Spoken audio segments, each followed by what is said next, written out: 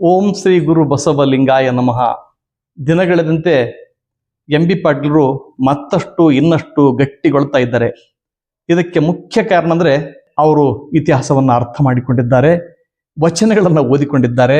ಹಾಗಾಗಿ ಅವರಿಗೆ ಲಿಂಗಾಯತ ಧರ್ಮದ ಪರವಾಗಿ ಗಟ್ಟಿಯಾದ ನಿಲುವನ್ನು ತಾಳಲಿಕ್ಕೆ, ಯಾರು ಲಿಂಗಾಯತ ಧರ್ಮದ ವಿರುದ್ಧ ಷಡ್ಯಂತ್ರಗಳನ್ನು ಮಾಡ್ತಾರೆ ಅವರ ವಿರುದ್ಧ ಗಟ್ಟಿಯಾದ ಧ್ವನಿಯಾಗಿ ಅವ್ರು ನಿಲ್ಲಕ್ಕೆ ಇವತ್ತು ಸಿದ್ಧರಾಗಿದ್ದಾರಂತೆ ಕಾಣ್ತದೆ. ಹಾಗಾಗಿ ಹಿಂದೂ ಹುಲಿ ಅಂತ ಕರೆಸಿಕೊಳ್ತಕ್ಕಂಥ ಬಸವರಾಜ್ ಪಾಟೀಲ್ ಯತ್ನಾಳ್ ಅವರ ಮಾತುಗಳನ್ನು ಖಂಡ ತುಂಡವಾಗಿ ಖಂಡಿಸಿದ್ದಾರೆ. ಅವರ ಸವಾಲುಗಳನ್ನು ಸ್ವೀಕರಿಸಿ, ನಿಮ್ಮ ಧಮಕಿ ಬಿಟ್ಟುಬಿಡಿ, ನಿಮ್ಮ ಧಮಕಿ ನನಗೆ ಏನು ಮಾಡೋಕ್ಕಾಗಲ್ಲ, ನೀವು ಈ ಥರ ಮಾಡಿದರೆ ನಾನು ಬೇರೆಯದೇ ರೀತಿಯಂಥ ಕ್ರಮಗಳನ್ನು ಕೈಗೊಳ್ಳಬೇಕಾಗ್ತಿದೆ, ಹುಷಾರನ್ನುವ ದಾಟಿಯಲ್ಲಿ ಅವರು ಮಾತನಾಡಿದ್ದಾರೆ. ಯತ್ನಾಳ್ ಅವರಂತೆ ಎಂ.ಬಿ. ಪಾಟೀಲ್ ನಿರುದ್ಯೋಗಿ ಅಲ್ಲ ಅಂತ ಅನ್ನೋದನ್ನು ತಮ್ಮ ಮಾತುಗಳಲ್ಲಿ ಅತ್ಯಂತ ಸ್ಪಷ್ಟವಾಗಿ ಹೇಳಿಬಿಟ್ಟಿದ್ದಾರೆ. ಲಿಂಗಾಯತ ವಿರುದ್ಧ ಇವರು ಷಡ್ಯಂತ್ರ ಯಾಕಿದೆ ಅಂತ ಅನ್ನೋದನ್ನು ಎಳೆಯಾಗಿ ಬಿಚ್ಚಿಟ್ಟಿದ್ದಾರೆ. ಈ ಯತ್ನಾಳ್ ಅವರ ಕತೆ ಏನು ಗೊತ್ತಾ? ಆ ಎಂ.ಬಿ. ಪಾಟೀಲರ ಹೇಳಿದಂತೆ ಪಂಚಪೇಟೆಗಳಿಗೂ ಹಿಂದೂ ಬೈದವ್ರೆ, ಜಂಗಮರಿಗೂ ಬೈದವ್ರೆ, ಶಿವಯೋಗಿ ಮಂದಿರಕ್ಕೂ ಬೈದವ್ರೆ, ಆಮೇಲೆ ಹಾನಗಲ್ ಕುಮಾರಸ್ವಾಮಿಗಳ ಬಗ್ಗೆ ಕೂಡ ಬೈದವ್ರಂತೆ. ಎಲ್ಲ ಸಂಗತಿಗಳು ನನ್ನಲ್ಲಿವೆ, ಅವನ್ನ ಒಂದೊಂದು ಸಲ ಬಿಡುಗಡೆ ಮಾಡ್ತಾರೆ ಅಂತ ಹೇಳಿದ್ದಾರೆ. ಹಿಂದೆ ಇವರು ಜನತಾದಳದಲ್ಲಿ ಇದ್ದಾಗ ಈದ್ಗಾ ಮೈದಾನಕ್ಕೆ ಹೋಗಿ ಏನು ಮಾಡಿದ್ರು ಅಂತ ಬಾಯಿಂದ ಹೇಳ್ತಾ ಇರುವಂತೆಯೇ ಸೋಷಿಯಲ್ ಮೀಡಿಯಾದಲ್ಲಿ ಅವರು ಈದ್ಗಾ ಮೈದಾನಕ್ಕೆ ಹೋಗಿ ಏನು ಮಾಡಿದ್ರು, ಮುಸ್ಲಿಂ ಬಂಧುಗಳ ಜೊತೆ ಹೋಗಿ ಹೇಗೆ ಟೋಪಿ ಹಾಕೊಂಡು ಬಂದ್ರು, ಆ ನಂತರ ಅವರು ಕೂಡ ಸಂಬಂಧಗಳು ಎಂಥ ಇಟ್ಕೊಂಡಿದ್ರು ಅಂತ ಅನ್ನೋದು ಕೂಡ ಇವತ್ತು ಸಾಮಾಜಿಕ ಜಾಲತಾಣದಲ್ಲಿ ಹರಿದಾಡ್ತಾ ಇದೆ. ಜೊತೆಗೆ ಇವರ ಮಗನ ಒಂದು ಸಮಾರಂಭ, ವ್ಯಕ್ತಿಗತವಾದ ಸಮಾರಂಭ, ಓಹೋ, ಹಿಂದೂ ಧರ್ಮದ ಎಲ್ಲ ಶಾಸ್ತ್ರ ಪುರಾಣ ಇತಿಹಾಸಗಳ ಪ್ರಕಾರ ನಡೆದೋಯ್ತು. ಎಲ್ಲರೂ ಕಣ್ತುಂಬಿಕೊಳ್ಳುವಂತೆ ಹರಿದಾಡ್ತಾನೆ ಇದೆ. ಅದನ್ನು ನೋಡಿ ಬಹುಶಃ ಈ ಹಿಂದೂ ಅಂತ ಆರ್ಭಟ ಮಾಡ್ತಾರಲ್ಲ, ಅವ್ರು ಇನ್ನೇನಂತಾರೋ ಗೊತ್ತಿಲ್ಲ.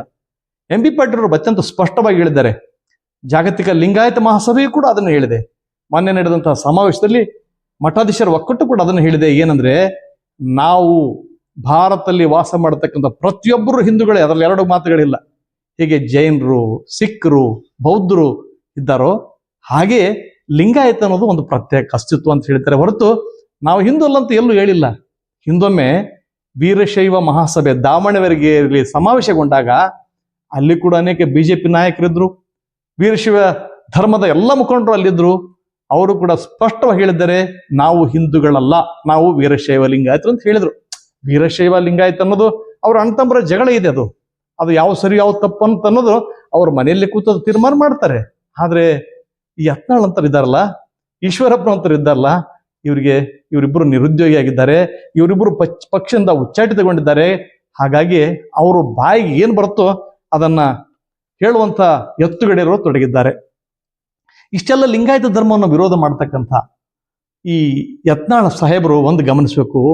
2014ರಲ್ಲಿ ಜೈನರಿಗೆ ಪ್ರತ್ಯೇಕವಾದ ಅಲ್ಪಸಂಖ್ಯಾತ ಧರ್ಮ ಅನ್ನುವ ಮಾನ್ಯತೆ ಸರ್ಕಾರ ಕೊಡ್ತಲ್ಲ, ಆ ನಂತರ ಇವ್ರ ಸರ್ಕಾರ ತಾನೇ ಬಂದದ್ದು. ಇವರು ಸರ್ಕಾರ ಬಂದ ಮೇಲಾದ್ರೂ ಕೂಡ ಅದನ್ನು ರದ್ದುಗೊಳಿಸಬಹುದಾಗಿತ್ತಲ್ಲ, ಯಾಕೆ ರದ್ದುಗೊಳಿಸಿಲ್ಲ ಅಂತಕ್ಕಂಥ ಒಂದು ಸೂಕ್ಷ್ಮವಾದ ಪ್ರಶ್ನೆಯನ್ನು ಕೂಡ ಅವರು ಎತ್ತಿದ್ದಾರೆ. ಆಮೇಲೆ ಇವ್ರು ಏನೇನು ಮಾತಾಡಿದ್ರು ಗೊತ್ತಿಲ್ಲ. ಮಾತಾಜಿ ಅವರು ಏರ್ಪಡಿಸ್ತಕ್ಕಂಥ ಶರಣಮೇಳ ಕಾರ್ಯಕ್ರಮದಲ್ಲಿ ಹೋಗಿ ಮಾತಾಜಿ ಅವರನ್ನ ಹೊಗಳಿ ಲಿಂಗಾಯತ ಧರ್ಮದ ಬಗ್ಗೆ ಒಳ್ಳೊಳ್ಳೆ ಮಾತನಾಡಿ ಈಗ ಅವುಗಳ ವಿರುದ್ಧವಾದಂಥ ಧೋರಣೆಯನ್ನ ತಳೆತಿದ್ದಾರಲ್ಲ ಅಂತ ಅವರ ಇಬ್ಬಂದಿತನವನ್ನು ಪ್ರಶ್ನೆ ಮಾಡಿದ್ರು. ಇವರಿಗೆ ಯತ್ನಾಳ್ ಅವರಿಗೆ ಬೆಂಬಲವಾಗಿ RSS ಇರ್ಬೋದು, BJP ಇರ್ಬೋದು ಅಂತನ ಭ್ರಮೆಯಲ್ಲಿದ್ದಾರೆ. ಆದ್ರೆ ಎಂ.ಬಿ. ಪಾಟೀಲ್ ಹೇಳಿದ್ರು, ನೀವು ಹಗಲೆಲ್ಲ ನನ್ನ ತಂಟೆಗೆ ಬಂದ್ರೆ ನಮ್ಮ ಜೊತೆಗೆ ಬಸವದಳ ಇದೆ, ಬಸವ ಸೇನೆ ಇದೆ, ಮತ್ತು ಅಪಾರವಾದಂಥ ಅಂಬೇಡ್ಕರ್ ಅವರ ಅಭಿಮಾನಿಗಳಿದ್ದಾರೆ, ಸಿದ್ದರಾಮಯ್ಯನವರ ಅಹಿಂದ ನನ್ನ ಬೆಂಬಲಕ್ಕಿದೆ. ಒಂದು ರೀತಿಯೊಳಗೆ ನಾನು ಮನಸ್ಸು ಮಾಡಿದ್ರೆ ಅನುಭವ ಮಂಟಪವನ್ನೇ ಸೃಷ್ಟಿ ಮಾಡಬಲ್ಲೆವು ಅಂತ ಹೇಳಿದ್ರು. ಇದಕ್ಕೆ ಕಾರಣವೂ ಇಲ್ಲದಿಲ್ಲ. ಶರಣರು ಕೇವಲ ಒಂದು ಜನಾಂಗದಲ್ಲಿ ಇದ್ದವರಲ್ಲ, ಮುಸಲ್ಮಾನರ ಆದಿಯಾಗಿ ದಲಿತರ ತನಕನೂ ಕೂಡ ಶರಣರ ಒಂದು ಬಳ್ಳಿ ಹಬ್ಬಿದ್ದನ್ನ ನಾವೆಲ್ಲರ ಗಮನಿಸಬಹುದಾಗಿದೆ. ಬಹುಶಃ ಇಂಥ ಸವಾಲನ್ನ ಎಸೆದಂಥ ರಾಜಕಾರಣಿ ಕರ್ನಾಟಕದಲ್ಲಿ ಯಾರೊಬ್ಬರು ಇಲ್ಲ ಅಂತ ಹೇಳಿದ್ರೆ ಅದು ತಪ್ಪಾಗ್ಲಿಕ್ಕಿಲ್ಲ. ಬಾಯಿಗೆ ಬಂದಂತೆ ಮಾತನಾಡುವ ಯತ್ನಾಳ್ ಅವರ ನಡೆಯನ್ನ ಎಲ್ಲರೂ ಖಂಡಿಸಬೇಕಾಗಿದೆ. ಅವರೊಂದು ಅಶ್ವಮೇಧ ಯಾಗದ ಕುದುರೆಯನ್ನು ಬಿಟ್ಟಿದ್ದಾರೆ. ಇದ್ರೆ ಕುದುರೆಯನ್ನ ಕಟ್ಟಿ ಹಾಕೋರು ಯಾರು ಇಲ್ಲ ಅಂತ ನಾವು ಭ್ರಮೆಯಲ್ಲಿದ್ರು. ಅದನ್ನು ಕಟ್ಟಿ ಹಾಕ್ಲಿಕ್ಕೆ ಎಂ ಬಿ ಪಾಟೀಲ್ ಮುಂದೆ ಬಂದಿದ್ದಾರೆ. ಜೊತೆಗೆ ಅವರೊಂದಿಗೆ ಹಲವಾರು ಜನ ಮಠಾಧೀಶರು, ಸಹಸ್ರಾರು ಜನ ಬಸವ ಭಕ್ತರು ಅವ್ರ ಜೊತೆಗಿದ್ದಾರೆ. ದಲಿತರು ಅದಲ್ಲ, ತಳವರ್ಗದ ಜನಗಳದಲ್ಲ, ಅವರು ಬಸವಣ್ಣನನ್ನು ಬಿಟ್ಟು ಇನ್ನೊಂದು ಕಡೆ ಹೋಗ್ಲಿಕ್ಕೆ ಸಾಧ್ಯವಿಲ್ಲ. ಆ ಎಲ್ಲ ಸಂಘಟನೆ ಕೂಡ ಎಂ ಬಿ ಪಾಟೀಲರ ಜೊತೆಗೆ ಬರ್ತದೆ. ಯತ್ನಾಳವರು ಅರ್ಥ ಮಾಡಿಕೊಳ್ಬೇಕು.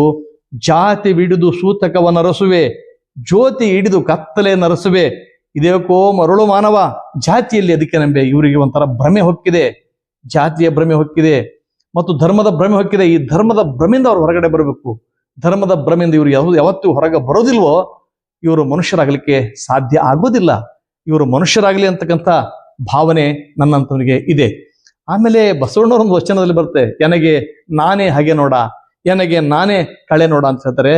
ಇವರ ರಾಜಕೀಯ ಇತಿಶ್ರೀ ಹಾಡ್ಲಿಕ್ಕೆ ಇನ್ನು ಯಾರೂ ಬೇಕಾಗಿಲ್ಲ.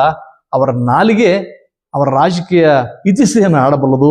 ಈ ಎಚ್ಚರಿಕೆ ಅವ್ರಿಗೆ ಇರ್ಲಿ ಅಂತ ಎಂ ಬಿ ಪಾಟೀಲರ ಏನು ವಿಚಾರಗಳಿದ್ವಲ್ಲ, ಗಟ್ಟಿ ಮುಟ್ಟಾದ ವಿಚಾರಗಳು ಕೂಡ ಇವರ ಬದುಕನ್ನ ಮುಳುಗಿಸಬಲ್ಲು ಅನ್ನುವಂಥ ಎಚ್ಚರಿಕೆಯನ್ನ ಎಂ ಬಿ ಪಾಟೀಲರು ಕೊಟ್ಟಿದ್ದಾರೆ. ಇದನ್ನ ಗಮನಿಸಿ ಆದ್ರೂ ಕೂಡ ತಮ್ಮ ನಾಲಿಗೆಯನ್ನು ತಮ್ಮ ಬಾಯಿಯಲ್ಲಿ ಇಟ್ಟುಕೊಂಡ್ರೆ ಅವರಿಗೆ ಮುಂದಿನ ಭವಿಷ್ಯವಿದೆ ಅಂತ ಹೇಳ್ತಾ, ಇದುವರೆಗೆ ನನ್ನೊಂದಿಗೆ ಬಂದ ನಿಮ್ಮೆಲ್ಲರಿಗೂ ಗೌರವದ ಪ್ರೀತಿಯ ಶರಣಾರ್ಥಿಗಳು. ನಿಮ್ಮ ವಿಶ್ವಾರಾಧ್ಯ ಸತ್ಯಂಪೇಟೆ.